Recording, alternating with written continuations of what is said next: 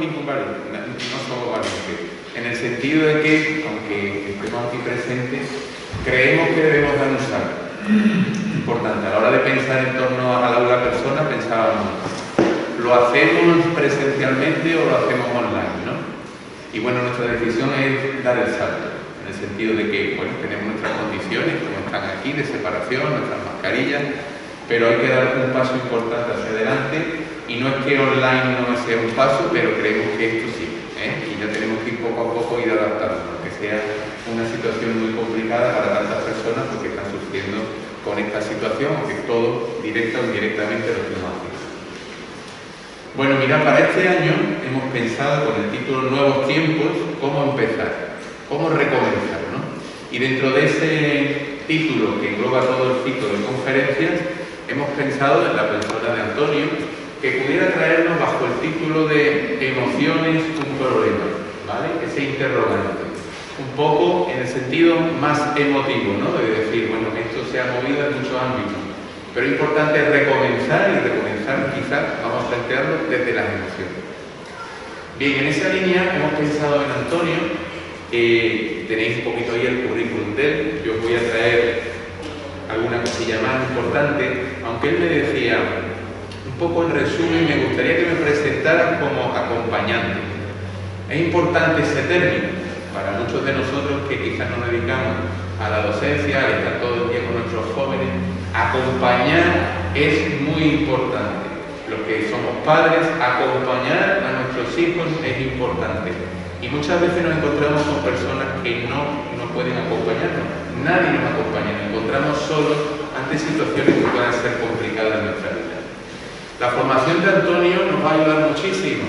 Como habéis podido leer ahí, no solo es psicólogo, también sus aspectos teológicos puede ayudarnos, su trabajo como docente, como persona formador también de equipos docentes, puede ayudarnos, y para eso también ha sido pues, diferentes másteres que ha estudiado y que le está orientando. Además, trabaja como psicólogo clínico en su gabinete también en Sevilla. Bien, en cuanto a su experiencia muy dilatada como docente, os decía, pero especialmente ahora mismo dedicado por todo lo que sería esos aspectos clínicos, de ese acompañamiento a todas las personas que a lo largo de su vida van apareciendo en su clínica o en sus diferentes cursos que va a dar. Y por último también quería deciros un aspecto importante que ha sido el trabajo con personas no solo desde su clínica, sino en asociaciones como en Cáritas, como en Fundación Espínola, en Proyecto Hombre, Proyecto Hombre, Calor Café, Casa de Acogida, es decir, está en contacto con la realidad. No es una persona de estos que van por ahí volando, sino desde lo concreto y lo específico. Y también, pues como no, como padre también, importante, en los aspectos también de la educación de su propio hijo.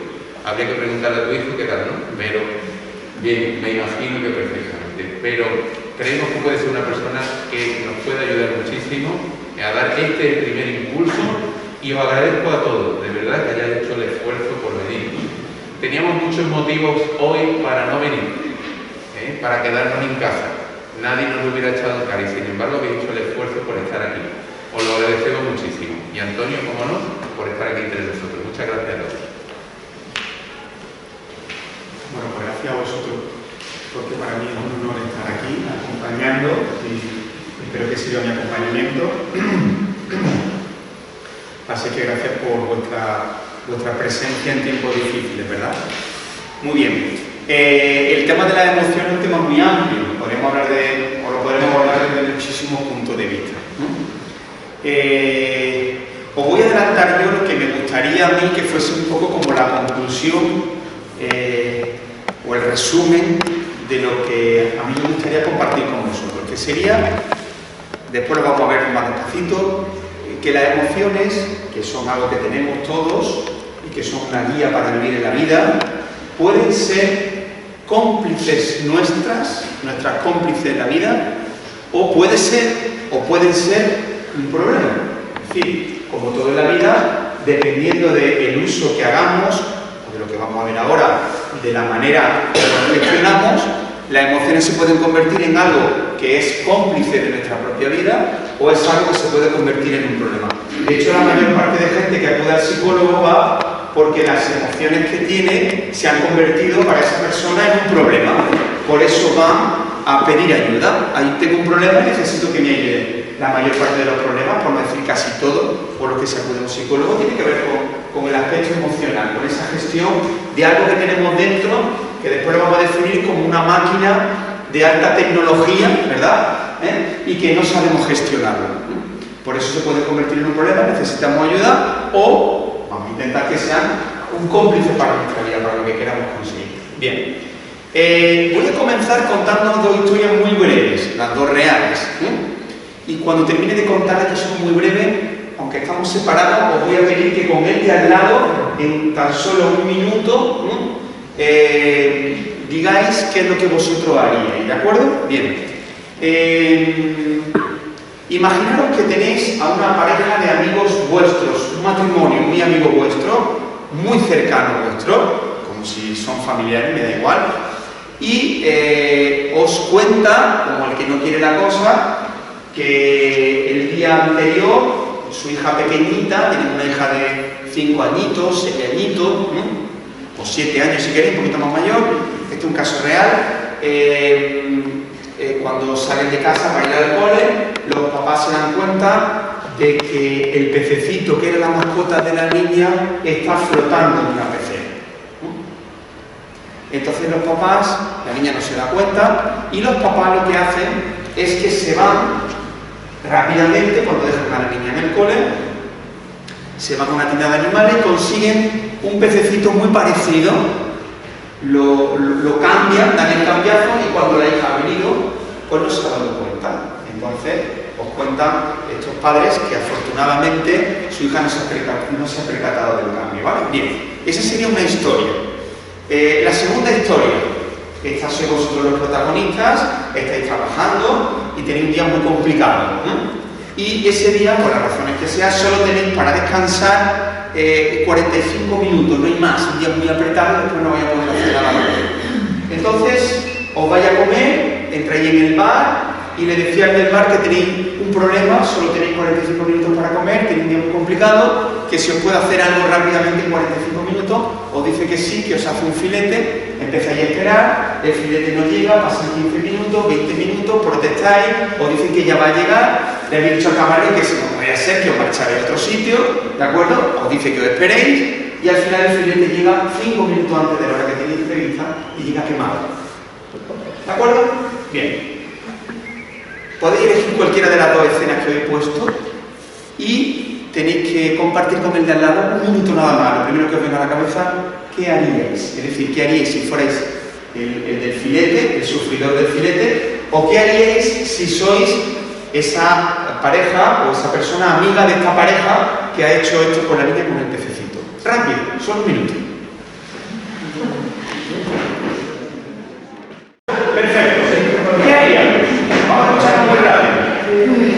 ¿Qué haríamos? Yo con la niña le explicaría lo que sucede, que... Pero tú no estás hablando con la niña, tú eres la amiga de los padres. ¿Yo soy? Tú eres la amiga de los padres, ¿qué harías? A ti los padres te lo han contado, tú no eres la madre de la niña. Pues yo le aconsejaría de que le explicaran lo que sucede y que, porque eso ha pasado una cosa que la niña debería de ir entendiendo desde ya. ¿Vale? ¿Qué más? ¿Haría una cosa diferente? Todo el mundo le explicaría a esta familia lo que tienen que hacer. O sea, lo estáis haciendo mal, le diría a los padres, ¿no? Lo estáis haciendo mal porque debería de haber hecho otra cosa, le diríamos, ¿no? ¿Vale? A ver. Se puede hacer de otra forma. Se puede hacer de otra forma. Se puede hacer de otra forma. Vale. Está bien, y yo le explicaría en el siguiente necesito el proceso. De que el siguiente precesito, o sea, lo había hecho bien y en el siguiente. Ya le voy a empezar cómo voy a explicarle cuando llegue un momento. ¿Por qué los padres han hecho esto? Para evitarle. ¿Qué emoción hay de fondo en estos padres? Creo que quieren evitar el sufrimiento de la niña, pero no le hacen ningún bien. La palabra emoción viene del latín que significa mover, que es movimiento. ¿Qué emoción les ha movido a estos padres a hacer esto que han hecho? Evitar el dolor. Pero sufre. Por tanto, ¿qué emoción? Evitar el sufrimiento. ¿Qué emoción tiene el padre dentro?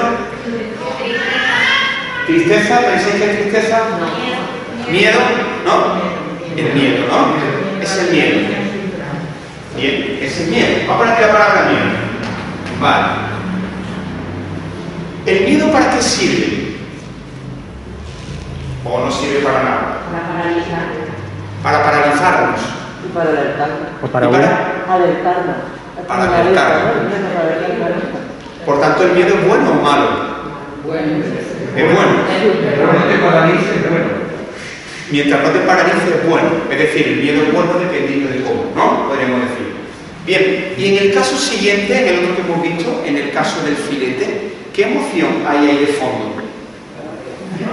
¿Qué emoción os provocaría esa situación? Ira. Rabia. ¿Vale? La rabia. ¿La rabia es buena o mala? Mala. Yo pienso que el miedo también es malo. El miedo también es malo. Ponme un ejemplo de miedo malo. Un ejemplo de miedo malo. Es que yo pienso que paraliza, sí, el miedo. Vale. Yo pienso que el miedo te hace ser precavido, el que seas precavido te evita determinadas situaciones que pueden ser peligrosas para ti. El miedo puede ser tener miedo a salir por la noche que esté todo oscuro, que hace pensar que no voy a salir porque esa situación provoca miedo. Voy a ser precavido. El miedo, sino precaución. Que no conlleva una cosa, no conlleva la otra, pero es que el miedo El miedo en determinadas situaciones puede cambiar por otra emoción. Bien, aquí tenemos dos opiniones. El miedo bueno y el miedo malo. Vámonos con la rabia. ¿Quién piensa que la rabia es buena y quién piensa que la rabia es mala? Es mala la rabia, ¿verdad? ¿En cuándo es buena la rabia? Dependiendo de Poner límites, ¿no? ¿Vale? El secreto se canaliza la rabia. Hay deportistas que usan el enfado o la rabia, si no hacen un daño al otro, para superar a lo mejor una dificultad en ese partido, Vale. y suelen hacer, generar mucha energía y afrontarlo mejor. Vale, perfecto. Y la última pregunta. ¿Y la tristeza es buena o mala? ¿Qué pensáis? Yo creo que bueno. ¿Es buena? Si te hace si no dura mucho tiempo.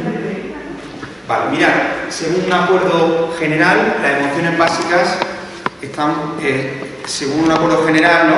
Podríamos hablar de sentimiento, también más complicado, pero según un acuerdo general, las emociones básicas son estas, ¿no? Las emociones básicas son estas 6. Daniel Goleman añade el amor, la afiliación, ¿no? El amor, pero según los autores dicen que estas son las 6 emociones básicas, ¿sí? No, recién cuando hablaban de rabia, que no lo sé, es lo mismo que ira. Sí, es lo mismo. Entonces, las emociones las tenemos registradas, ahora vamos a ver, en el cerebro, en un lugar que tenemos muy dentro de nosotros, que se llama el sistema límbico. También se llama el cerebro emocional, ¿de acuerdo?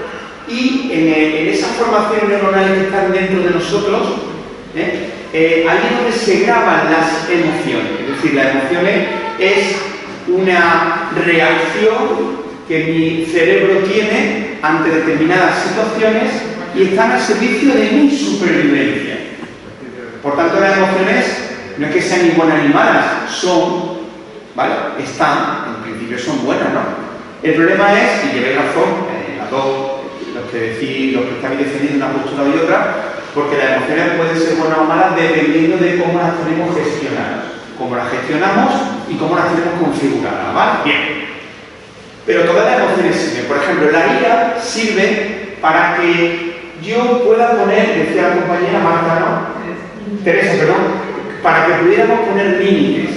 Si yo me acerco a vosotros, si os intento robar, o si yo estoy en una cola de un supermercado y me cuelo delante de ti, de pronto empezamos a sentir por dentro un calor, un malestar que sirve para que yo me movilice.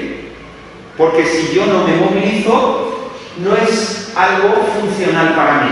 Lo funcional es que me movilice y te diga, perdona, pero yo estaba antes que tú, o perdona, pero no me robes, o perdona, pero me dijiste que me iba a dar el filete y no me lo has traído. Por tanto, la rabia está en mi defensa. Otra cosa diferente, que después lo vamos a ver, es que esa rabia salte por cualquier cosa. Entonces ahí la rabia sería mala, ¿verdad? El miedo, ponéis vosotros un ejemplo muy bueno. El miedo es bueno cuando me lleva a ser prudente, ¿no? Si yo os digo, vamos a montarnos en mi coche a 200 por hora por estas calles, necesitáis que vuestro cerebro os diga con el miedo, no lo hagas. Y eso sirve para ser prudente. Pero si, por ejemplo, vosotros, alguien de aquí, quiere hacer una pregunta y quiere levantar la mano y de pronto siente por dentro un cierto miedo, pues no quiero quedar mal, quiero expresarme bien, y ese miedo llegar a paralizarle y a no poder hacer algo como levantar la mano y expresar su opinión, ese miedo no le está funcionando bien, ¿de acuerdo? Lo mismo pasaría con la tristeza. La tristeza es una emoción que sirve para poder ensimismarnos. Es decir, la tristeza ocurre siempre que tenemos una pérdida. He tenido una pérdida, puede ser una pérdida porque ha fallecido alguien, porque he cambiado de trabajo, porque esperaba que ocurriese algo y no ha ocurrido. Cuando yo tengo una pérdida, yo me siento triste. Esta semana pasada yo estaba acompañando a una persona, ha sido uno de los momentos más bonitos que yo he tenido en mi trabajo. Estaba acompañando a una chica de 19 años que acababa de fallecer su hermano de 13 años. Un niño que tenía una parálisis cerebral. En esa familia, si conocéis gente que haya tenido alguna familiar con parálisis cerebral, podéis imaginar lo que significa un niño de eso en una casa, ¿verdad? O sea, es lo mejor que ha podido ocurrir en esa casa, ¿no? Entonces, esta niña de 19 años se le ha muerto su hermano de 13 años. Y yo he acompañado ese proceso, o estoy acompañando ese proceso, una de las cosas más bonitas que estoy viviendo y más difíciles al mismo tiempo, ¿verdad? Esta chica necesita estar triste, no necesita estar alegre. A veces negamos las emociones y le decimos a la gente, lo que tienes que hacer es animarte, lo que tienes que hacer es salir a la calle, lo que tienes que hacer, no tengo que hacer nada de eso. Otra cosa es que la tristeza perdurase después de 4 o 5 años y yo no quiera salir a la calle, eso es distinto. Pero la tristeza es una emoción que tengo que me invita a ensimismarme, a quedarme dentro, a no querer distraerme. ¿Por qué? Porque he perdido algo muy importante y lo que necesito que es parar, pensar, reflexionar, revivir, estar. La tristeza en el fondo, si lo pensamos bien, cuando tenemos una pérdida importante no se va nunca del todo. Pero no solamente no se va nunca del todo, sino que no queremos que se vaya nunca del todo. Porque la tristeza es lo que me mantiene unido a lo que yo quería. Le pasa algo parecido a la culpa, que es un sentimiento muy denostado, ¿no? Una cosa es que yo sienta culpa por algo que no debería de sentir, eso es distinto. Pero la culpa, cuando yo he hecho algo que está mal, la culpa me mantiene unido a mis principios y a mis valores porque he hecho algo que no quería haber hecho. Por tanto, no es negativo. Son negativos algunas emociones, sobre todo las 3 primeras, o las 4 primeras son negativas porque me hacen sentir mal, pero no son negativas porque sean malas. Es un sentimiento negativo que es positivo. Gracias a que me siento mal, me aparto, gracias a que me siento mal, no soy una persona temeraria, ¿verdad? Luego vendrían otras 3, que serían el asco, que es una emoción muy primitiva, que sirve para no envenenarnos, ¿verdad? También algunos autores hablan del asco como, no solo como algo relacionado con la comida, sino algo relacionado con el ambiente, con situaciones que no me gustan, que me siento que no es mi sitio, que no quiero estar aquí, no quiero participar de esto, ¿no? Y luego tendríamos la sorpresa, que es una emoción que está muy relacionada con la atención, un tema muy interesante para hablar hoy, que estamos tan distraídos con tantas cosas y con tantas dificultades de atención, sobre todo los chavales, ¿verdad? Y por último estaría la alegría, que es una emoción que nos viene a decir, oye, esto que está pasando está bien, esto que has hecho es bueno, repítelo, ¿de acuerdo? Bien. Bueno, pues ese sería un poco el mapa de lo que podemos llamar las emociones básicas. Vamos a ver cómo funcionan esas emociones básicas. Vamos a ver alguna cosita más. Bueno, este dibujo no es mío, este dibujo, esta fotografía es de un grupo de trabajo de la Universidad de Comillas, que trabaja en el tema del apego, Y es un dibujo que he tenido permiso para poder usarlo, pero es de ellos, y dice lo siguiente: si nosotros queremos que ocurra algo ahí dentro, ¿vale? Por tanto, ahora vamos a ver cómo se forman las emociones. Si queremos que ocurra algo ahí dentro, tiene que haber ocurrido algo ahí fuera. Es imposible que yo aprenda como ser humano a manejar mis emociones, a aprender cosas en mi vida, si no hay alguien, un adulto, que desde que soy pequeñito me lo enseña. Ahora vamos a ver cómo se configuran las emociones, porque se configuran sobre todo aquí, en el tú a tú, en este caso, de mis cuidadores principales, ¿no? De mi padre, de mi madre, de mi profesor, de mis abuelos, y sobre todo en la primera infancia. En la primera infancia es donde se va a consolidar más todo esto, pero lo vamos a tener durante toda la vida. Bien. ¿Cuáles son las necesidades básicas que tenemos los seres humanos?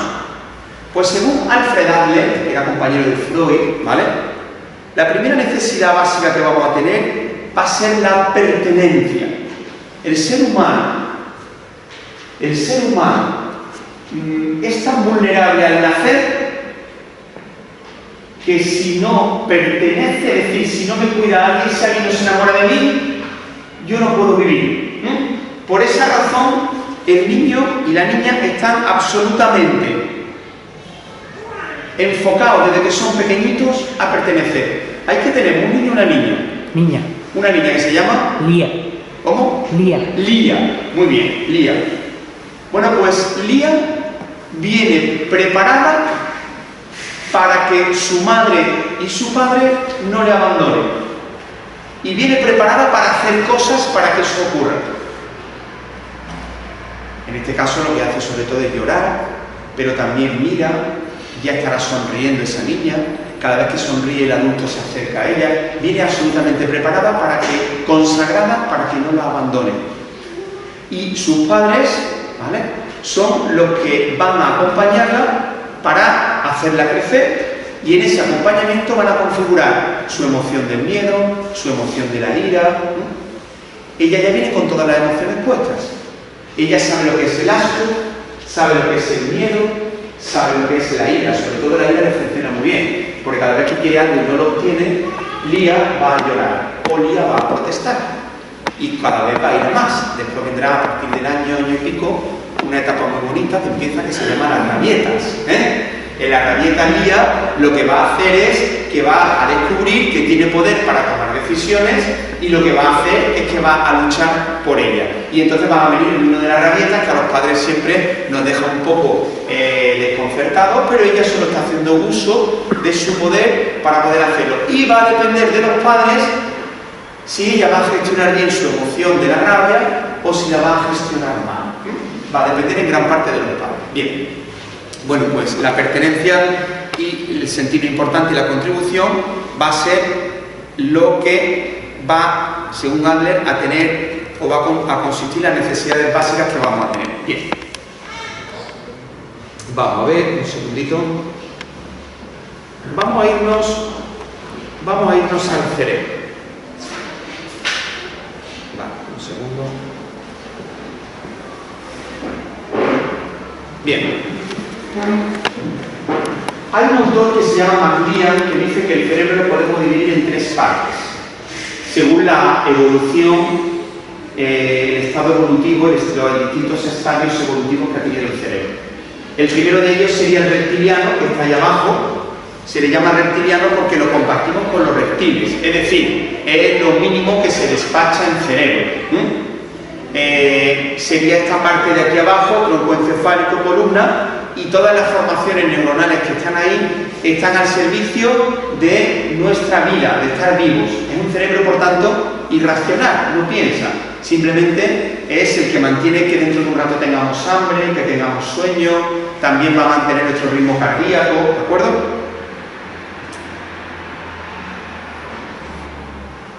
El siguiente cerebro que tenemos, que es el que me interesa, es el cerebro límbico. Es una evolución posterior que tiene, según los autores, 200 millones de años. Es decir, en la época de los dinosaurios ya este cerebro estaba formado. Este cerebro es otro cerebro irracional, no piensa. Por eso cuando nosotros le decimos diciendo a alguien que está nervioso, tranquilízate, no puede hacerlo. Porque tú no te puedes tranquilizar directamente. O cuando alguien está triste le decimos que no esté triste, no puede hacerlo. Para poder dejar de estar rabioso, triste o dejar de tener miedo, tenemos que utilizar una vía diferente que lo voy a explicar ahora después. El sistema límbico es una máquina, como decía antes, de alta tecnología y funciona para defendernos. El de abajo era para que estuviéramos vivos y este es para nuestra supervivencia. Es decir, cuando el cerebro detecta que nos va a ocurrir algo peligroso y que atenta con nuestra vida, el sistema límbico se activa y entonces sale en nuestra defensa. Por ejemplo, yo tengo miedo a las serpientes. Y yo tengo miedo a las serpientes porque cuando era pequeñito y nos íbamos al campo, nosotros tenemos una casa en mi familia, una casa en el campo, cuando nos íbamos al campo, en alguna ocasión, no muchas, pero en varias ocasiones han aparecido serpientes. Y cuando han aparecido serpientes, como yo no formaba parte de una familia naturalista, ni especialmente amante de los animales salvajes, cada vez que aparecía una serpiente, como podéis imaginar, ¿qué ocurría? Había gritos, había miedo, y yo, que soy un mamífero, que aprendo a la primera, en el momento en el que veo la cara de pánico del otro, grabo el miedo. Cuando veo el grito en el otro, grabo el miedo. Nosotros hemos aprendido, por ejemplo, Lía viene con un sistema muy potente para aprender emociones, no porque le pasen cosas, sino porque las vean sus congéneres. Es decir, si Lía tuviera que vivir toda la experiencia que produce el miedo en la vida, entonces tardaría mucho en aprender. ¿Cómo aprende rápido Lía? Mirando la cara, especialmente de sus padres. Por eso cuando Lía haga algo que ella sospecha que pueda ser peligroso, Lía automáticamente, sobre todo dentro de un tiempo, va a volver la cara y va a mirar a su padre y a su madre. Si ve que su padre y su madre están tranquilos, Lía sigue explorando. Pero si de pronto Lía ve que su padre y su madre tienen cara de miedo, va a dejar de actuar. Si ve que su padre y su madre pegan un grito, no hace. Pero si ve que su padre y su madre le dicen vamos Lía, ella va a continuar. Hemos tenido que aprender así porque no nos daría tiempo, una forma de economizar el aprendizaje. Entonces yo aprendí que la serpiente era muy peligrosa porque la gente gritaba mucho, pero a mí no me ha picado ninguna serpiente. De hecho no me he acercado a ella, no la he tocado nunca, porque mi entorno social se ha encargado de decirme no te acerques a esto que es muy peligroso. ¿Y qué es lo que ocurre? Pues lo que ocurre es que cada vez que yo voy por la calle, no me pasa con frecuencia, pero me pasa alguna vez, o en Sevilla con la moto, y de pronto he visto una cuerda reliada, mi cuerpo ha hecho así. Es decir, mi sistema límbico, antes de averiguar si aquello es o no peligroso, pero como se parece, ¿qué ha hecho? Me detiene, me para, por si acaso. Es decir, mi máquina de alta tecnología, que es mi sistema límbico, mi cerebro emocional, funciona de maravilla. En cuestión de milisegundos, de hecho no me voy a extender, hay una vía rápida de comunicación y una vía lenta. Bueno, pues la vía lenta tiene milisegundos. En nada de tiempo, por si acaso, y antes de averiguar si esto es peligroso o no, yo te defiendo. Por eso es tan complicado a veces modular las emociones, tenemos tantos problemas con los asuntos emocionales, porque es un tema que tenemos muy arraigado en nuestra cabeza. ¿De acuerdo? La parte de arriba del neocorte, la nueva corteza, el cerebro de arriba, que solo tiene, comparado con lo demás, 60 millones de años. Entonces, la diferencia es tremenda. Por eso a veces decimos, si yo sé que esto no es peligroso, pero no soy capaz de hacerlo. O si yo sé que no debería de enfadarme esto, pero me enfado. O yo sé que no debería estar triste porque voy a tener más oportunidades para hacer esto, pero no puedo quitarme la tristeza. Es decir, a veces que desde el neocorte nos decimos cosas, pero el sistema límbico no las puede entender, porque el sistema límbico no entiende palabras, no es un cerebro racional, es un cerebro irracional. Bien, vamos a ver cómo actúa. ¿Vale? Lo tenemos pintado de azul, ese sería nuestro sistema límbico. ¿Qué es lo que ocurre? El sistema límbico solo interpreta la realidad de dos maneras. O lo que tengo delante es seguro, o lo que tengo delante es una amenaza. ¿Dependiendo de qué? De lo que yo ya haya grabado a fondo. Todos los que estamos aquí tenemos grabado en nuestra cabeza un montón de cosas que son o seguras o amenazantes, ¿de acuerdo? El primer día que dejéis a Lía en la guardería, si la lleváis, o al cole, Lía va a empezar su sistema límbico a entender que lo que le está pasando abajo es una amenaza, porque se queda con gente que no conoce. Le funciona muy bien su cerebro emocional y va a intentar sobrevivir, y lo va a hacer llorando. Si lo que yo veo delante de mí, es decir, en la cara de mis padres, es seguro, mi cuerpo va a empezar a segregar serotonina y sobre todo oxitocina, que es la hormona del amor. La oxitocina aparece en los abrazos, aparece en el amor, aparece en el impacto, es la que hace que se produzca la eyección de la leche en el amamantamiento. Entonces se produce un acercamiento, porque lo que tengo delante es seguro. Pero ¿qué ocurre cuando mi cerebro interpreta que lo que tengo delante es una amenaza? Una amenaza, repito, puede ser por tristeza, puede ser por miedo o puede ser por rabia. Ahora vamos a ver ejemplos de ello. Pues que empieza a segregar cortisol y adrenalina. El cortisol y la adrenalina va a invadir mi cuerpo y va a irse a los músculos y va a tener una serie de funciones. ¿De acuerdo? Fundamentalmente, mis tres respuestas van a ser o la lucha, o la huida, o si lo que me está pasando es muy grave, la parálisis. Situaciones, por ejemplo, de abusos o de haber presenciado un accidente, situaciones muy graves pueden producir en el cerebro humano una parálisis. ¿Por qué? Porque es mi manera de sobrevivir. Fijaros que las tres cosas tienen que ver con mi supervivencia.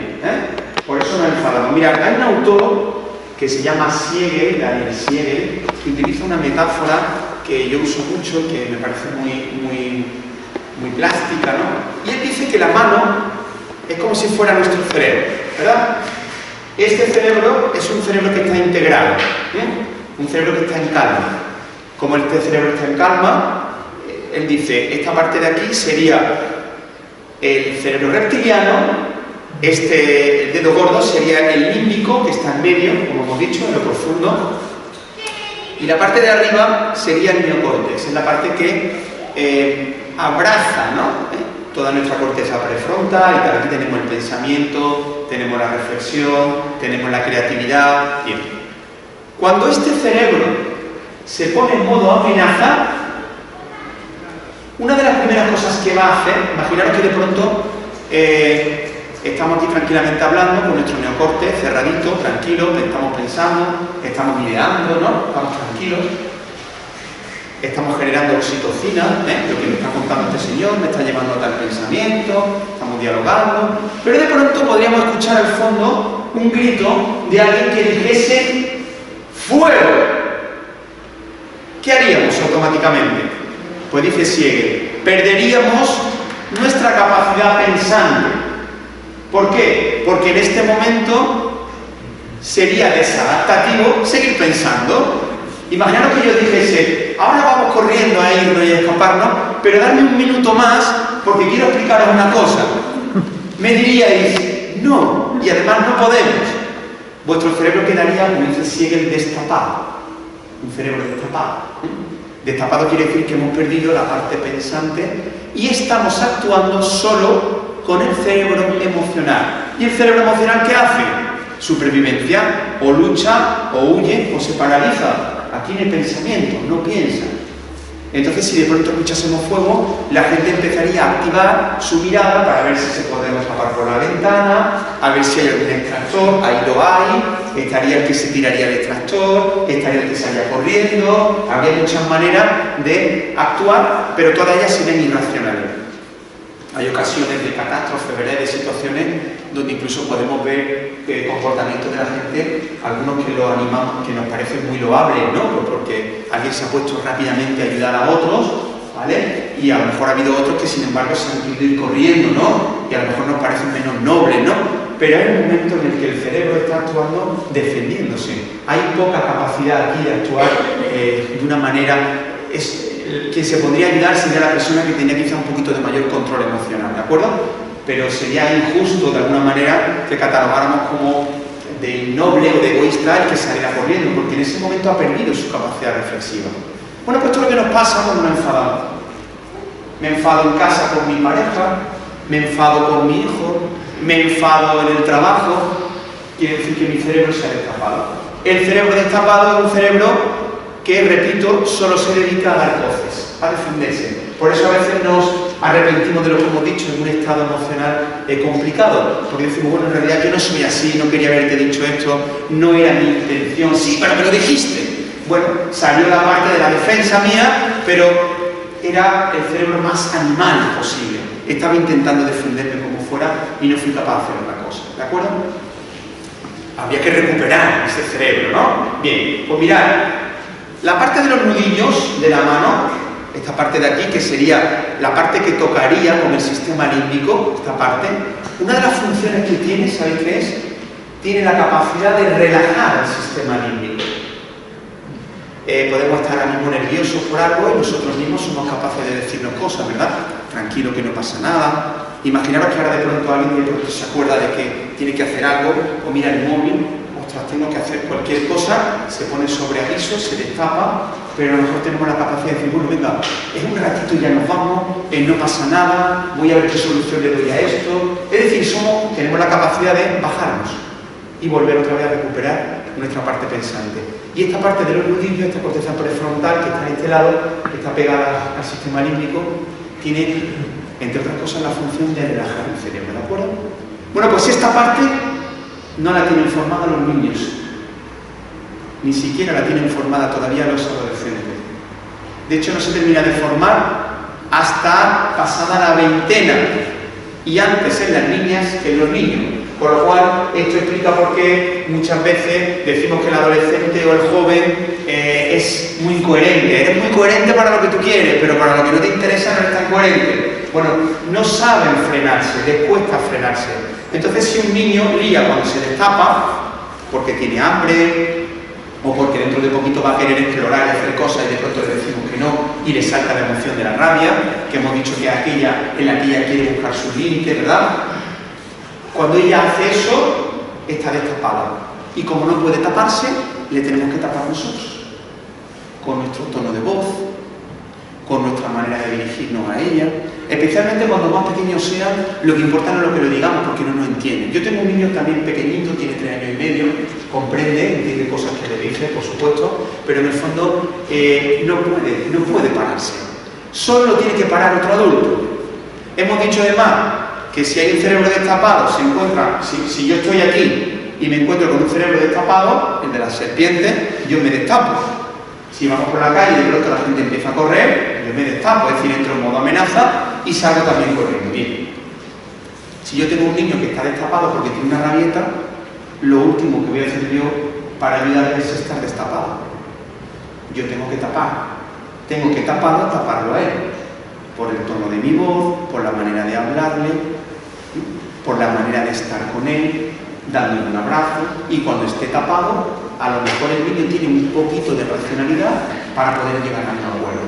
Sin embargo, a veces, ¿qué hacemos? Gritamos más, nos enfadamos más, pensando que el otro va a entrar en razón, y es cuando menos razón entra, porque al estar destapado, el otro se destapa más todavía. ¿De acuerdo? Bueno, esta es lo que podemos llamar la gestión emocional que podemos ir aprendiendo en nuestra vida para que podamos ayudar a que ellos gestionen sus emociones. ¿Cómo va a aprender Lía a gestionar sus emociones? Pues lo va a aprender cuando se encuentra con unos padres, fundamentalmente, y también con unos educadores, que tienen sus emociones gestionadas y que pueden gestionarlas bien y por tanto van a ser un modelaje para que ella pueda llevarlo bien. ¿De acuerdo? Bien, continúo. Si alguien me quiere interrumpir, lo puede hacer en cualquier momento, si quiere hacer alguna pregunta. Bien. Vamos a ver. Que se me ha escapado. Bien.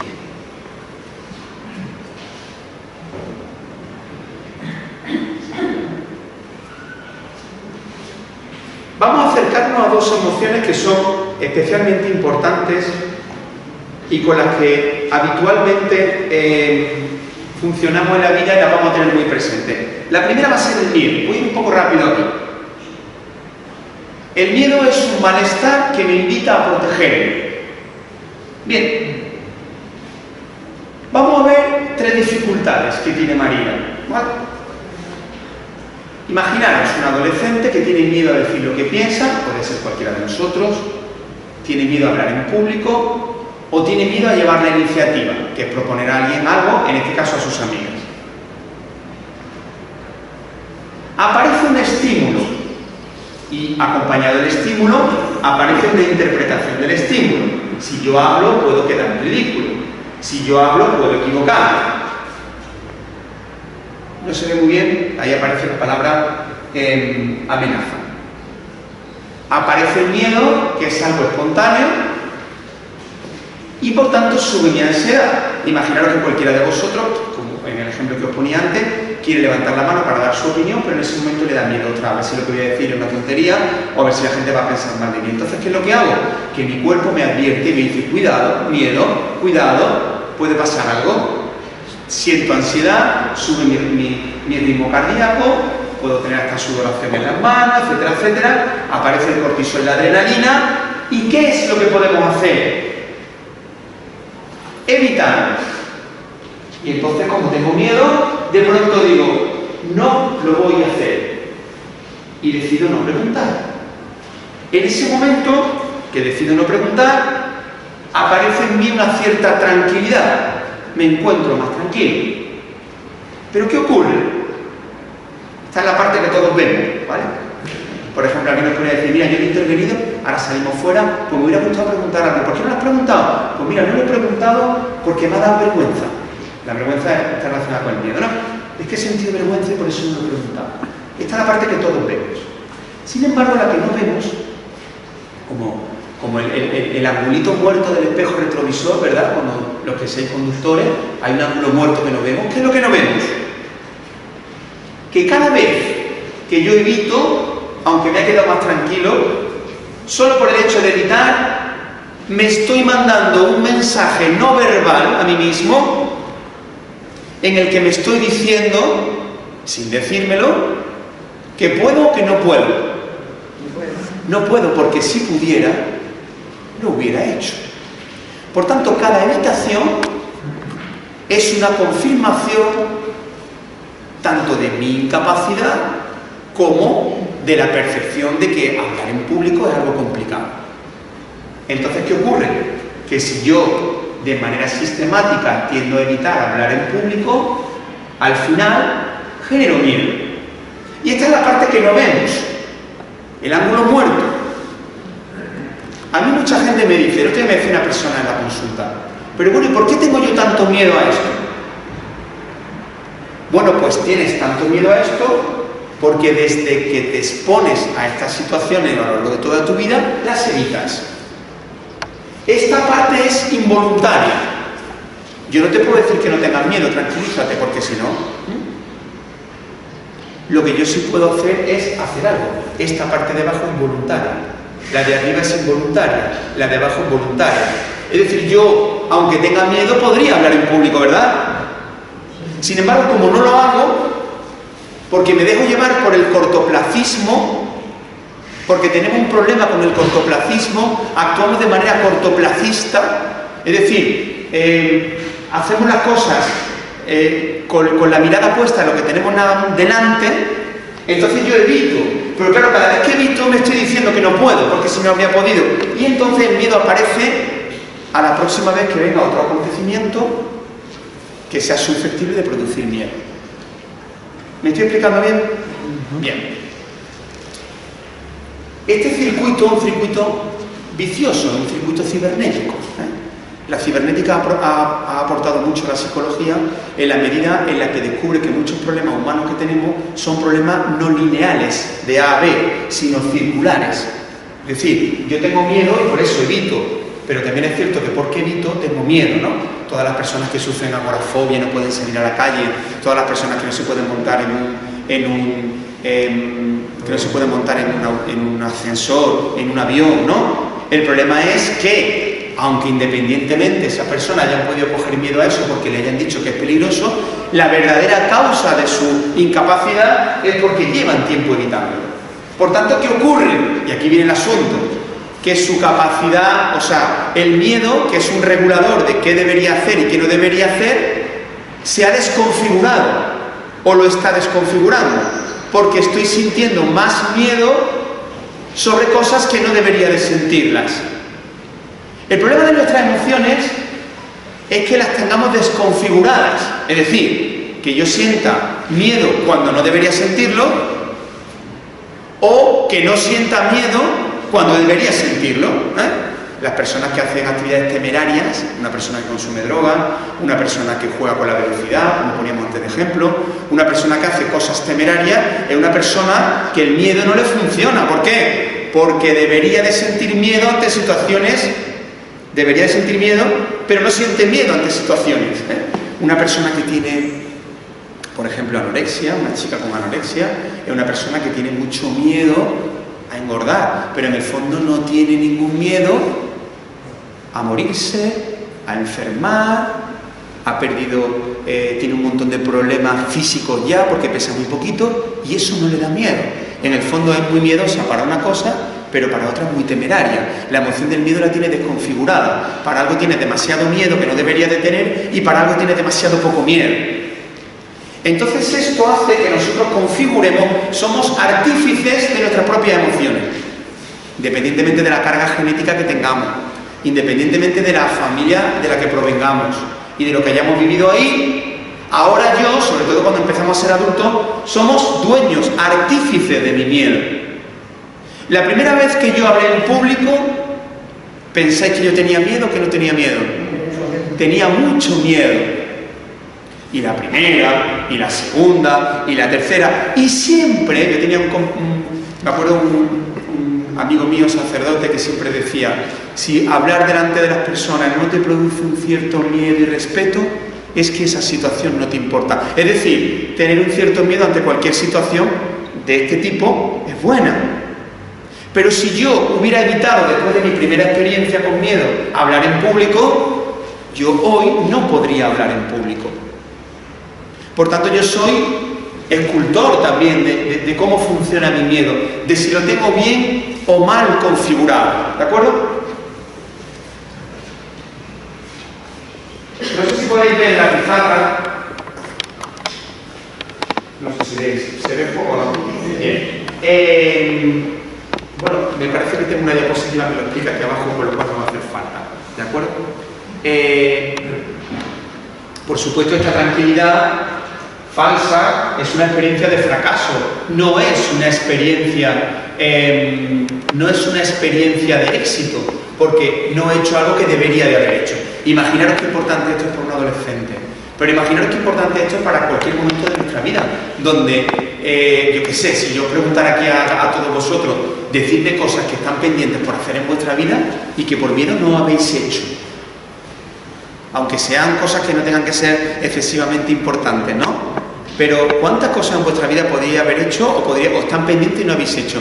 Y me da reparo, me da miedo, me da vergüenza. Y todo eso nos está frenando para poder decidir lo que nosotros queremos hacer. Continúo. Aquí, esto es lo que yo quería contar. En el continuo del miedo, yo pongo en un extremo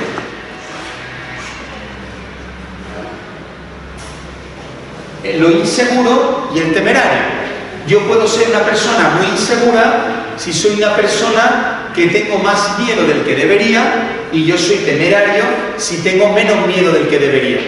Lo ideal que es estar aquí, es decir, que yo sienta miedo a lo que tengo que tener miedo y al mismo tiempo tenerlo o no tenerlo dependiendo de la situación. Bien. Bueno, pues si yo soy de los de este grupo, mi vida tiene como misión caminar hacia el centro. Si soy de los de este grupo, mi vida, mi objetivo es irme al justo medio, es decir, al miedo funcional, al miedo que se convierte, como decía al principio de la formación, se convierte en cómplice. El miedo tiene que ser mi cómplice y yo tengo que aprender a que ese miedo sea cómplice mío. Tengo que reeducarlo para que sea cómplice. ¿Por qué? Porque tiene que estar al servicio de mis objetivos. Si no está al servicio de mi objetivo, el miedo se convierte en un problema, en vez de una complicidad que me lleva a ganar, ¿vale?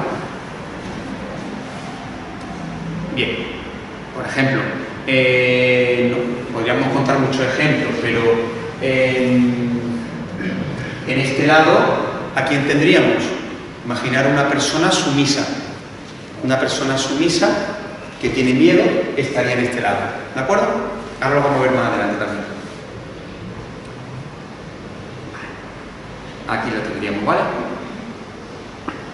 Una persona sumisa estaría en este lado, una persona maltratadora estaría en aquel lado.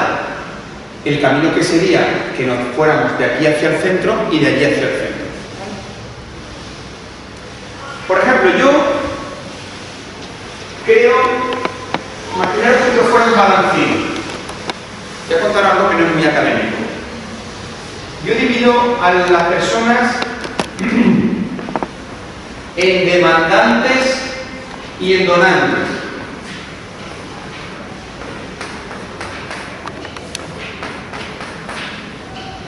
Esto es una cosa, repito, un poco académica, ¿vale? Pero creo que es ilustrativa. Las personas demandantes son personas que tienden a ser, personas que tienden a pedir, ¿no? Son, si podéis imaginaros, a lo mejor sois vosotros o alguien que conocéis, sois personas que tienden a pedir, que tienden a exigir, que no se conforman con lo que tienen, que quieren siempre más. Son personas que a veces tienen dificultades para poder empatizar, ¿no?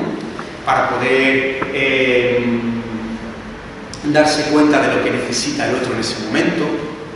Mientras que las personas donantes son personas que tienden a dar, a adaptarse, son personas más pacientes, pero suelen tener dificultades para decir y para pedir aquello que necesitan. Suelen ser personas que tienen miedo al conflicto, ¿vale? Es decir, su situación emocional hace que se sientan con dificultad para pedir. Imaginaos que esto es un balancín que está en equilibrio. Y aquí tenemos a una pareja. Puede ser una pareja, un matrimonio, pero también puede ser una pareja de trabajo, puede ser una madre y una hija, un padre y un hijo. Bien. Habitualmente estamos con personas complementarias, sobre todo las personas que elegimos para convivir con ellas suelen ser complementarias. Es decir, si somos donantes, nos va a gustar y nos va a atraer una persona demandante. Si somos demandantes, nos va a gustar una persona donante. ¿De acuerdo?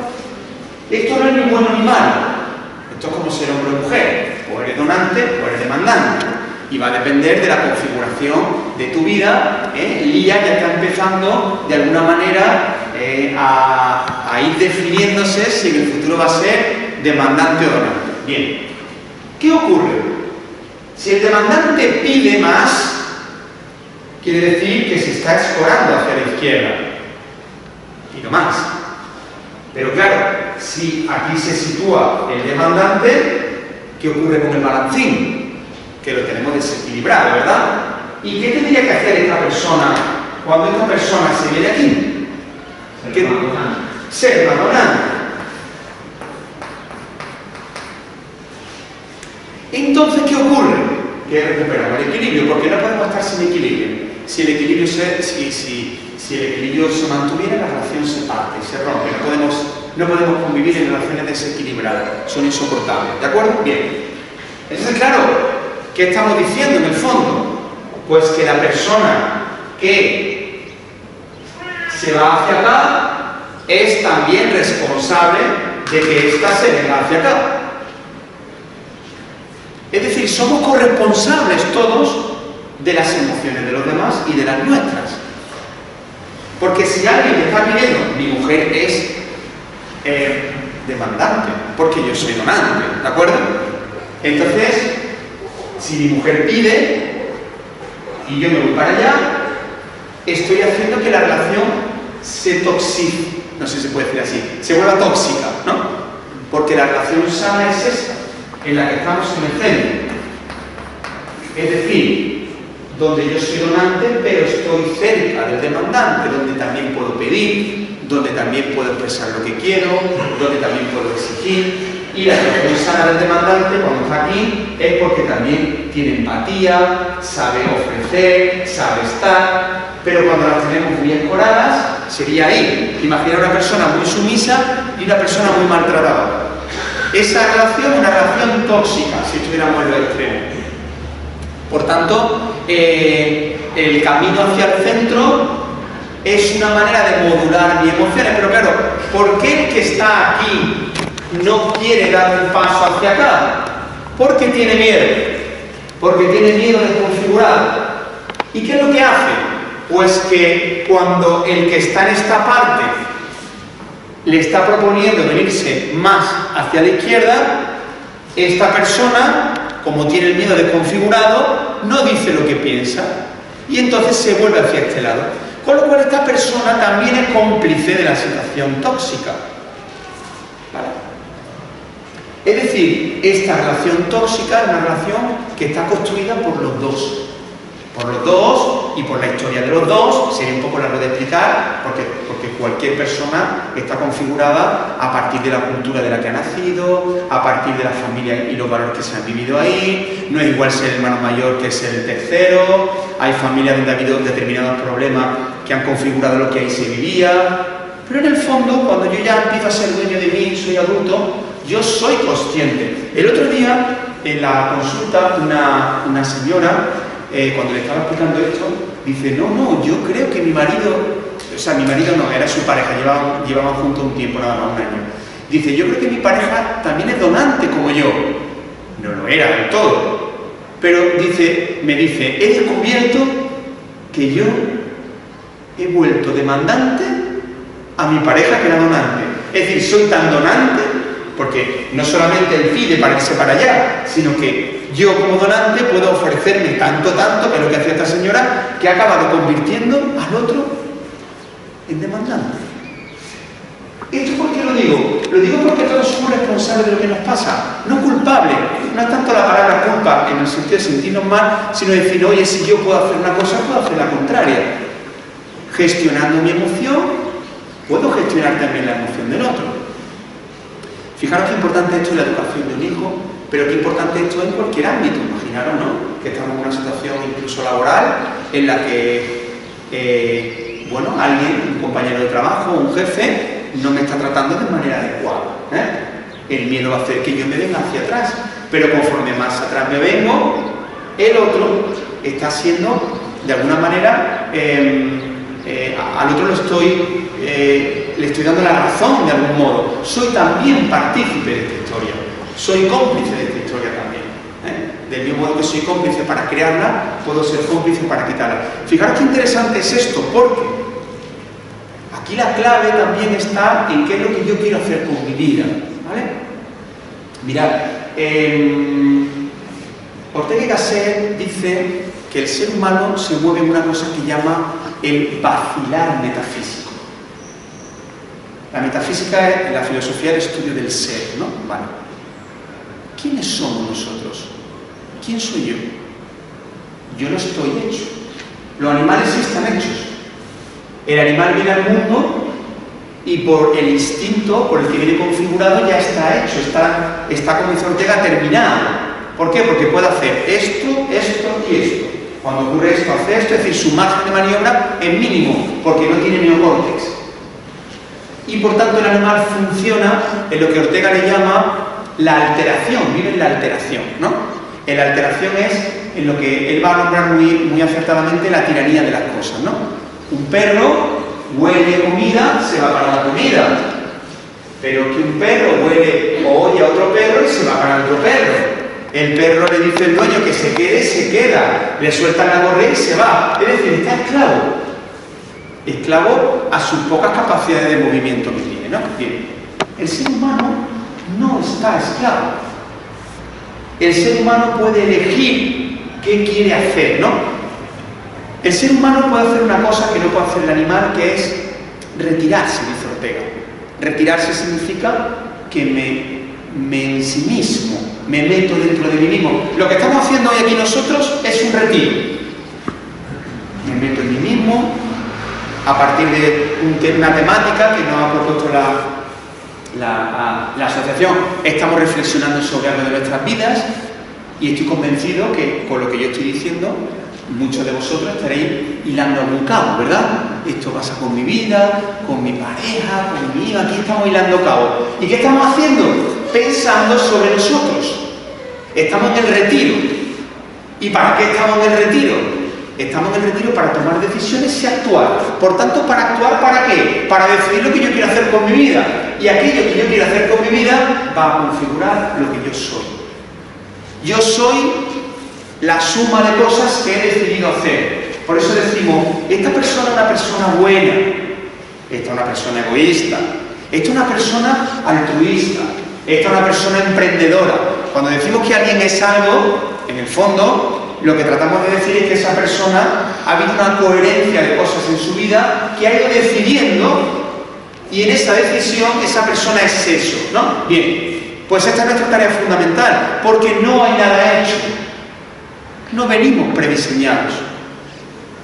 Venimos en la libertad para poder elegir. Por eso además también en el cristianismo se insiste tanto en el que somos libres, ¿no? Toda la fe cristiana parte de un hecho pionero, de un hecho clave, que es, y toda la historia de la salvación, que tiene que ver con la liberación del pueblo de Israel, El pueblo de Israel es liberado de la esclavitud de Egipto, y ese acontecimiento va a marcar a todo el judaísmo y después, por tanto, todo el cristianismo. De hecho, la celebración de la Eucaristía es la rememoración de la última cena, que era la Pascua, en la que se celebra la liberación del pueblo de Israel. Dios nos hace libres.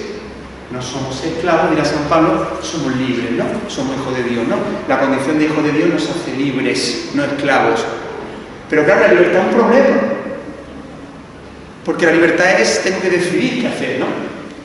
El otro día en consulta me decía una persona que tiene problemas para decidir, ¿no? Su patología tiene que ver con que no sé decidir. Entonces dudo y tengo siempre todos los frentes abiertos, me decía, ¿no? Y entonces me decía, bueno, pues voy a no decidir. Y yo le decía, es imposible no decidir. Porque dice Sartre que estamos, una paradoja, ¿no?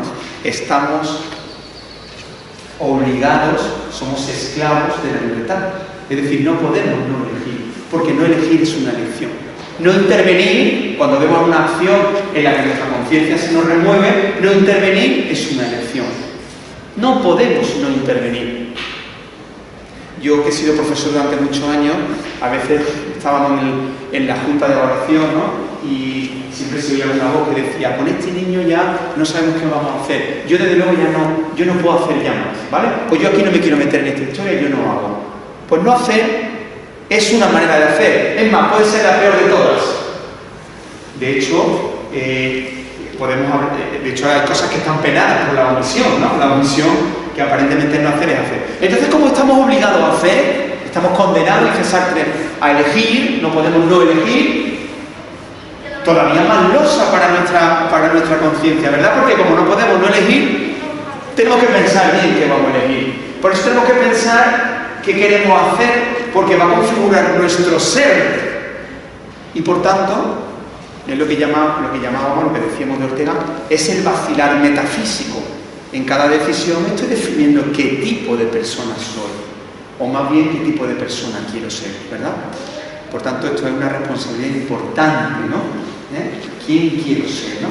¿Y dónde se fragua quién quiero ser? Pues lo más pequeño. En cómo me dirijo a mi pareja, en qué hago con mi tiempo, en cómo manejo mis emociones. Me hubiera gustado, yo cuando escucho esa expresión, me rechina por dentro tanto, sobre todo cuando lo escucho en alguien joven, ¿no? Me hubiera gustado haber hecho. Hombre, salvo que me digan me hubiera gustado ser astronauta, que es un poco complicado, ¿vale? Pero el me hubiera gustado es una expresión, ¿no? Una sentencia lamentosa de alguien que podía haber hecho algo que no lo ha hecho, ¿no? Y seguramente que fue por miedo, no fue capaz de hacerlo por miedo, me paralicé, no fui capaz. Bueno, pues en nuestra decisión sobre qué queremos ser, tenemos que preguntarnos qué vamos a hacer con lo nuestro, qué vamos a hacer con mi emoción, qué vamos a hacer con lo que yo tengo delante. ¿Voy a seguir con esta emoción del miedo? ¿Voy a seguir con este problema? ¿O vamos a cambiar esto, ¿no? Porque me juego la vida. Nos jugamos la vida. porque esto no se repite, ¿no? Entonces nos estamos jugando el ser. Por eso cada minuto que estamos aquí, cada día que pasa, es un momento en el que nos estamos preguntando y si algo nos ha explicado o nos ha enseñado situaciones como las que hemos vivido de la pandemia, es, oye, que hay que ponerse alerta, ¿verdad? Que en cualquier momento las cosas no están, ¿eh? Por tanto, más necesidad tenemos de aprender. Bien. Continúo, no me voy a extender mucho más porque no quiero que se me pase la ira. Si habláramos de la ira, hablaríamos algo muy parecido. Voy a explicar un circuito muy rápido. La ira es un malestar que yo siento porque me quiero defender de una frustración, ¿no? Por ejemplo, alguien se me ha colado, como decíamos antes, en una cola. O hoy iba a hacer senderismo y resulta que está lloviendo, ¿no? Pues es una frustración, ¿no? O queremos celebrar esta asamblea, ¿verdad? Pero resulta que con el COVID no se puede, otra frustración. En la vida hay cosas que yo puedo cambiar y cosas que yo no puedo cambiar. Si se me cuela alguien en la cola, lo puedo cambiar y la ira me va a llevar a moverme, pero no puedo cambiar que mañana es lunes y que me tengo que levantar a las 7:30 de la mañana porque tengo que ir a trabajar. Por tanto, para esa segunda cosa, es decir, para las cosas que yo no puedo cambiar, necesito que mi ira esté manejada, la tenga bien funcionando. Javi, ¿cuándo siente ira? Cuando le dicen deja de usar la Play, que lo estaba pasando bien, y me dicen que no la use. Cuando me dicen que tengo que estar a las 10 en casa, o cuando ha fallado Google, ¿vale? He puesto aquí, esto ha sido un paciente mío, ¿vale? En caso de un chaval joven. Lo mismo que antes, aparece el estímulo, la interpretación de amenaza, ¿acordáis? Sistema límbico destapado, voy a defenderme, no hay racionalidad, siento ira, sube mi ansiedad, cortisol y adrenalina, y mi solución intentada, ¿cuál es? Evitar la frustración. Cuando yo evito la frustración, repito, de lo que no puedo cambiar, no de lo que puedo cambiar, entonces, aunque aparentemente tenga una situación de tranquilidad, confirmo mi incapacidad de ¿qué? De soportar aquello. Si a Javi le decimos, deja de usar la Play, y Javi nos dice, déjame 5 minutos más, estamos evitando afrontar la frustración. Y le dejamos 5 minutos más, entonces estamos confirmando su incapacidad de afrontar una frustración que tiene que afrontar. Me estoy explicando, ¿verdad? Al hacer eso, lo único que estoy preparando en el terreno para que a la próxima situación tenga más ira. Por tanto, una ira ajustada sería aquella en la cual, aquí podemos poner también el extremo. Podemos ser, hay personas que son intransigentes, es decir, están aquí, ante una cosita pequeña ya se enfadaron, ante una cosita tonta ya se desbocaron. Normalmente es porque han tenido una educación permisiva, ¿vale? Y otra gente a la que tenemos que decirle, chiquillo, espabilate, pero tú no te estás dando cuenta que te están tratando mal, pero tú no te estás dando cuenta que esta pareja no está haciendo bien contigo, pero tú no te estás dando cuenta de que no te está respetando cada vez que sigue haciendo esto. En los dos casos necesitamos llevarlo al centro.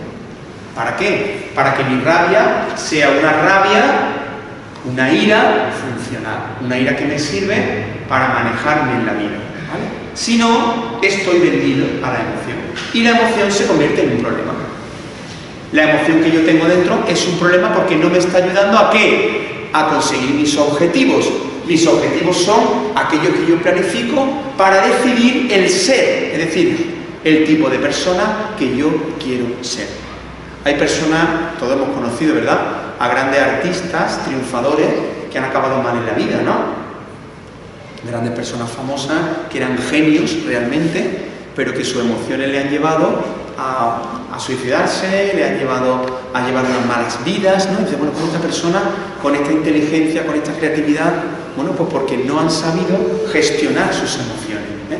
Y son personas que a lo mejor en cosas estúpidas no eran capaces de manejarse. ¿Cómo? Me diríais. ¿Cómo hacemos entonces para... Vámonos para atrás, un segundito. ¿Cómo? Me podéis preguntar, ¿no? ¿Cómo hacemos entonces para tener una ira ajustada? Pues si yo intento evitar frustrarme, tendré que aprender a no frustrarme. Si yo tengo miedo a hablar en público, tendré que empezar a dar pasitos para afrontar las cosas que me dan miedo. Es decir, tengo que convertir este circuito vicioso en un circuito virtuoso, que es lo que al fin y al cabo vamos a hacer en terapia. En terapia, ¿qué hacemos? Ayudar a la persona a que no tenga miedo ante lo que tiene miedo, o a que no tenga rabia, o no le salte la rabia ante determinadas cosas que no tienen que saltarle. ¿Y cómo lo hacemos? Evitando frustrarnos, ¿no? Yo estoy trabajando ahora con un adolescente que ha venido pues porque a la primera de cambio salta, le contesta a los profesores, y estamos haciendo, después de haber hablado todo esto, estamos haciendo un trabajo en el que él va aprendiendo a hacer pequeñas frustraciones, cosas que no le apetecen, pero que se está forzando a hacerlas para ir diciéndole a su cerebro emocional que no tiene que sentir miedo. Es decir, lo que en el fondo vamos a hacer es configurar un cerebro emocional que por las razones que sea hemos ido desconfigurando en nuestra vida. Es como una configuración de algo desconfigurado. ¿Y cómo configuro mi cerebro emocional que tiene miedo a lo que no debería de tener y que tiene rabia a lo que no tiene nada que tener? ¿Cómo lo configuro? Acercándolo a las situaciones por las que suele tener miedo. Como ese cerebro no puede pensar, no puedo decirle nada, pero sí entiende al actuar. ¿Cómo me quitaría yo el miedo a las serpientes? Acercándome a las serpientes. ¿Cómo? Poco a poco. ¿Cómo yo dejaría de ser sumiso y dejaría de tener miedo ante las personas ante las que pueda sentir sumisión? Poco a poco tendría que ir hablando, expresándome, haciendo, ¿vale? Bien, una última cosa, antes de terminar, por si queréis preguntar algo también. Mirad, hay una autora que se llama Susan David, ¿vale? Que tiene un libro que se llama Agilidad Emocional, en el que esta autora dice que habla de 4 pasos con las emociones, ¿no? Que creo que son muy ilustrativos, ¿no?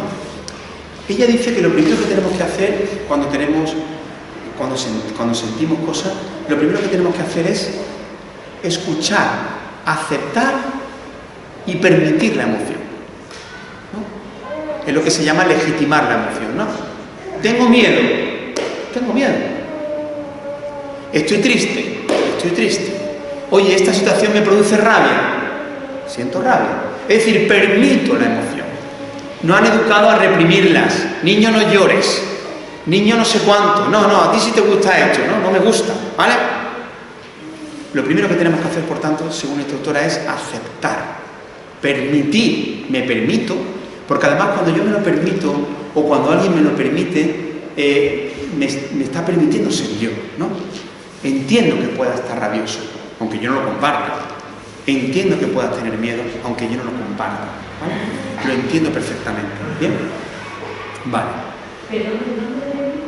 Esa autora se llama Susan David, ¿vale?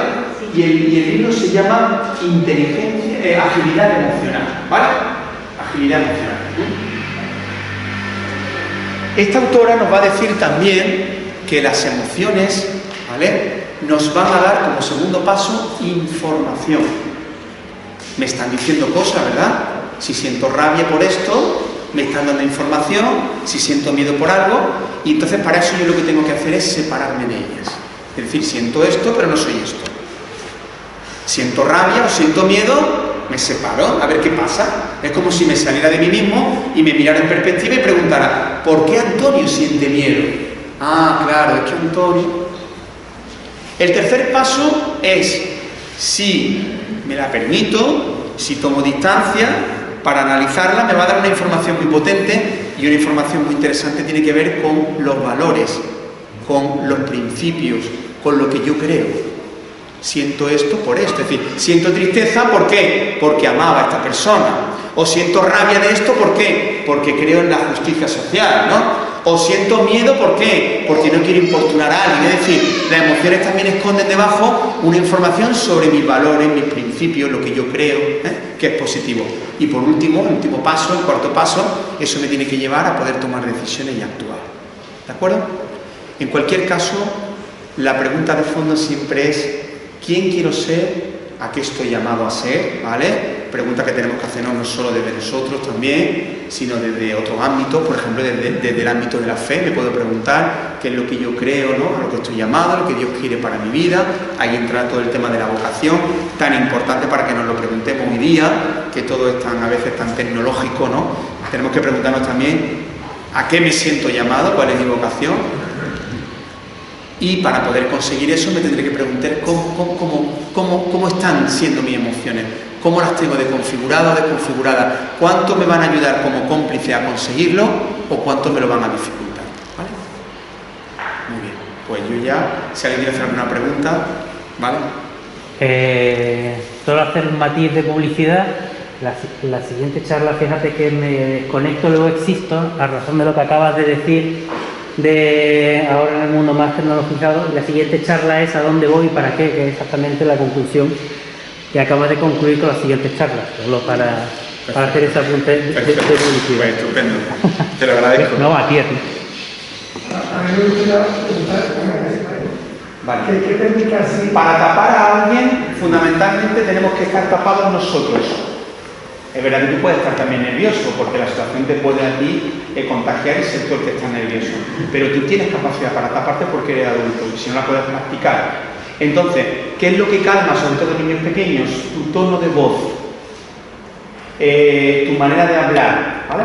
Mira, una de las cosas que, sobre todo si alguien te está pasándolo muy mal, una de las cosas que más van a calmar es lo que Siegel llama, bueno, a todo esto le llama Siegel un abrazo emocional, que significa conectar. Cuando el ser humano que busca la pertenencia, o he dicho como principio fundamental, se siente conectado, se calma. Entonces, no es tanto la técnica en concreto, cuanto tu actitud. Tú tienes que tener una actitud de conexión. Si tienes que abrazar, abraza, si fuera necesario porque la persona se encuentra muy mal. Una de las cosas que nos produce oxitocina son los abrazos. Es más, el balanceo, incluso individual, que yo me balancee, me calma. Porque venimos de ahí, mirad Lía, ¿qué está pasando con Lía? Miradla. Venimos de ahí, venimos del balanceo. Eso está calmando a Lía, eso le da a Lía seguridad. Es que desde que estaba en el vientre, por eso las mamás dicen, me acabo de sentar y ahora es cuando el niño se ha despertado, ¿verdad? ¿Y cuando el niño está dormido? Cuando estoy andando. Y aquí pasa lo mismo, lo mecemos, el mecido hace que mi sistema límbico se relaje. Hay muchas maneras de abrazar emocionalmente. Tocando, bajando tu tono de voz, hablando, estando, sobre todo conectando. Conecta como tú sepas. No es tanto la técnica de tienes que contar tanto. Tú puedes decir, cuenta a 10 y verás cómo se te pasa, no hay conexión. Pero tú te puedes acercar y decirle, vamos a hacer una cosa. Me han dicho que si contamos de 10 a 9, nos relajamos. Fernandito, ¿quieres que probemos a hacerlo? Porque dicen que funciona. Lo importante es la técnica y que tú estás conectando. Somos seres humanos que nos encontramos con el otro y estamos comprometidos con la conexión, no con la técnica. Y de lo que más entendemos es de conexión. Y hay personas que te dicen, me gusta este profesor, o me gusta esta persona que me ha atendido. ¿Y por qué me gusta? Por cómo me habla, porque me genera oxitocina. Me gusta lo que me está diciendo, no por la técnica, sino por cómo me está tratando. Y nosotros de manera irracional queremos estar con algunas personas y con otras no queremos estar. Porque hay gente que nos destapa y gente que nos tapa. Y hay veces que dicen, yo no sé qué me pasa con esta persona, pero quiero estar con ella. O quiero estar con este profesor y no con el otro. Porque este profesor conecta. Y lo importante de su clase es la conexión. ¿Y qué pasa cuando está el cerebro cerrado? Que recuperamos el pensamiento. Y cuando recupero el pensamiento, ¿qué me ocurre? ¿Qué puedo estudiar? Que aprovecho la clase. Hay niños que viven en situaciones muy duras, donde el cortisol está a flor de piel en sus casas y están destapados todo el tiempo. Y encima les exigimos que aprendan y se concentren. No pueden, están en estado de amenaza, están en un campo de minas. Hay profesores que gritan. Hay profesores que cuestionan. Bueno, a mí, cuando yo era pequeño, en la edad de la que tú hablas, cuando yo iba con los deberes al profesor, si estaba mal, te pegaba.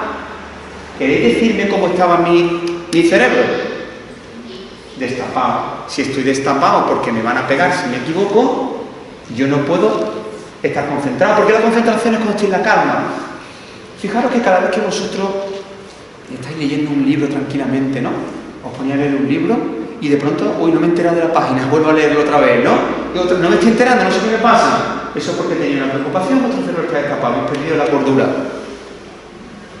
Pues imaginaros eso en alguien que está sufriendo situaciones difíciles o una persona que está sufriendo bullying en el aula. Esa persona está escapada. Esa persona está en defensa. Esa persona, su emoción está a flor de piel para defenderla. No está para otra cosa. Por eso no pueden rendir. Y le exigimos que rindan. Hay que hacer... Por eso es más importante calmarnos en clase y estar bien en clase y que todos nos sintamos mejor. Eso es preacadémico. Hay profesores que dicen, yo solo tengo que dar clase, lo otro no va conmigo. No, es preacadémico. Si el niño no está en calma, no puede pensar, no puede estudiar. Nuestras mejores clases, los que hemos sido profesores, son cuando mejor estamos nosotros. Pero si tengo una preocupación, me voy continuamente a estar destapado. ¿Vale? Mira, imagínate que por esta acera van perros con sus dueños, ¿vale? Porque está permitido. Y en esta otra acera no van perros porque no está permitido. Y tú eres mi niña pequeña y yo te llevo siempre por esa acera. Y tú me dices, papá, los perros son peligrosos. Y yo te digo, no, son perros domésticos. Entonces tú sigues pensando y me dices, papá, ¿por qué no me llevas por allí? Mejor por aquí, hija. Pero los perros no son peligrosos. ¿Tú coges miedo a los perros? ¿No? Sí. Porque tu sistema límbico no piensa. Solo aprende si te llevo o no te llevo. Te puedo contar lo que tú quieras. No tengas miedo a los perros, no pasa nada. Te puedo contar todos los rollos que tú quieras. Pero tu sistema límbico dice, como no me lleva a acercarme a los perros son peligrosos. Sin embargo, una vez que has generado miedo a los perros, ¿cómo te lo quito entonces? Acercándote a los perros, ¿verdad? ¿Te voy a acercar de golpe o poco a poco? ¿Cómo lo haríamos? Poco a poco. Si te acerco de golpe, a lo mejor te genera una fobia mayor y ya no quieres acercarte a los perros. Entonces yo te voy a acercar a los perros, poquito a poco, poquito a poco. El aprendizaje se produce por integración. El aprendizaje es distinto de saber algo. Yo puedo saber algo, pero no lo he aprendido. Aprendemos cuando algo está asimilado. ¿Y cómo asimilamos algo? Cuando hay un proceso en nuestra vida. Todo es procesual. Una amistad es un proceso. Una relación materno-filial, paterno-filial es un proceso. Ganarte a tus alumnos es un proceso. Y en el proceso, ¿qué hay? Idas y venidas. Forma parte del aprendizaje. Mucha gente llega a terapia después de varias sesiones en las que le está yendo muy bien. Ayer mismo, ¿no? Me llegó una señora y me dice, he vuelto al punto cero. Y yo le digo, es imposible volver al punto cero, ¿vale? Porque en realidad el esquema de aprendizaje responde a este esquema.